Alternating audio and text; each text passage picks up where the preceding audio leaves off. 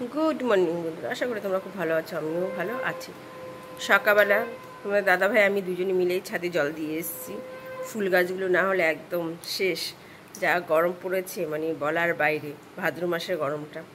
তাই দাদা জল দিয়ে নিচে চলে গেছে, আমি জল দিয়ে উপরে এসে ব্রাশ করলাম, রান্নাঘর পরিষ্কার করলাম, স্নান করতে গেলাম, ঠাকুরঘর পরিষ্কার করলাম।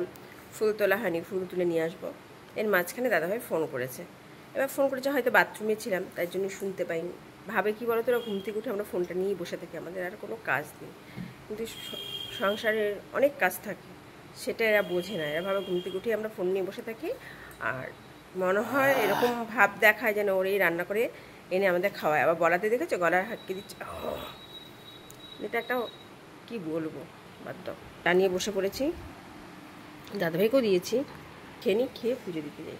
চা খেয়ে চলে গেছে ছাদে। ফুল আনতে গেলে অনেকটা সময় লাগে। দেখো গাছে গায়ে পাতা ফাতা পরে অনেকটাই সময় লাগে। ফুলও যেরকম অনেকটা ফোটে, সময়ও আমাকে ঠিক অনেকটাই লাগে। এই দেখো সব ফুল তুলে নিয়ে এসেছি, বেলপাতা, অনেক রকম ফুল। এক রকমের ফুল না, অনেক রকমের ফুল। এগুলো তুলতে তুলতে অনেকটা সময় লেগে যায়। নিশ্চয়ই যারা ফুল তোলো বা যাদের বাড়িতে ছাদে ফুল গাছ আছে, যে অনেকটা সময় লেগে যায়। ফুল তুলে নিয়ে এসেছি, বেলপাতা নিয়ে এসেছি, মানে ছাদেই গাছ লাগানো আছে, তুলসী পাতা তুলে নিয়ে চলে এসেছি। তারপর পুজোটা সেরে নিই, তারপরে তোমাদেরকে কী করছি না করছি। রান্নাঘরে ঢুকে গেছি পুজো দিয়ে। দাদা ভাই আমি পুজো দিতে দিতে বাজার নিয়ে এসছে, বলতে তোমার জানতে একদম কাতলা মাছ নিয়ে এসছে, ধনে পাতা নিয়ে এসেছে। আর মোটামুটি সব বাজারই ঘরে রয়েছে। আর ননদের বাড়ির থেকে লতি ছাড়িয়েছিলাম, তাই আমার ছোটো ননদ দিয়ে দিয়েছিল যে বৌদি তুমি লতিটা নিয়ে যাও, তুমি কিছুটা নাও আমি কিছুটা রাখি, কেন তুমি তো চলে যাচ্ছ। আমার তো রোববার আসার কথা ছিল, আমি শনিবারে চলে এসেছি। যা হলো তোমার দাদার বন্ধুদের বাড়িতে আমাদের ইনভাইট ছিল, সের জন্য চলে আসতে হয়েছে, তাই দিয়ে দিয়েছে। আজকে দেখি লতিটার গতিটা কী, পরে তোমাদেরকে দেখাচ্ছি লতিটার পজিশনটা কী। দেখো বন্ধুরা, দুপুরের লতি, মাছের তেল দিয়ে, পেঁয়াজ দিয়ে, আলু ভাজা, টক দই, কাতলা মাছের ঝাল। লেজাটা আমি খাবো। চলো দুপুরের লাঞ্চটা সেরে নিই। অ্যাংলো আসলে বরণ করতে হবে, বরণ করতে হবে। কিভাবে বরণ করতে হবে মিঠু দেখিয়ে দে অ্যাংলোকে কিভাবে।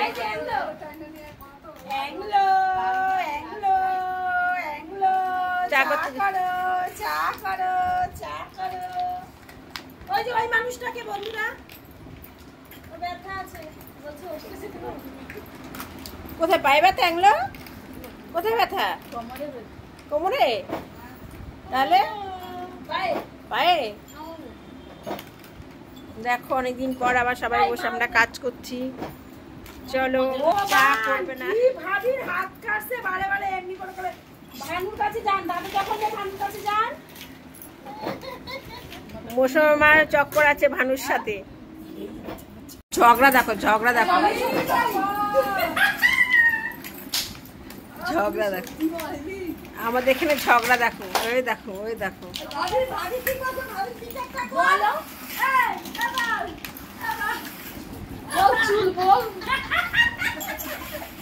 এখানে ঝগড়া। অ্যাংলো চলতি ভাষা শুনেছো?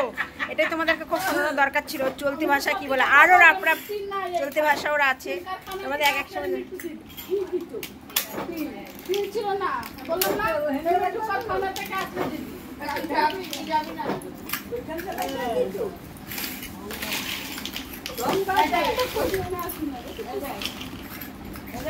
দেখো বন্ধুরা, ও উঠবে না, না উঠে গিয়ে ওখানে দাঁড়িয়ে থাকবে।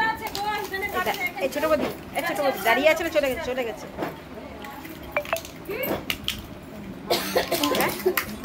বন্ধুরা দেখেছো তো, ও এরকম করে, সিঁড়ি দিয়ে উঠতে উঠতে দাঁড়িয়ে থাকে। ওর নামে কিছু বলি নাকি শোনার জন্য, বহু বাচ্চাদের মতন ওরা।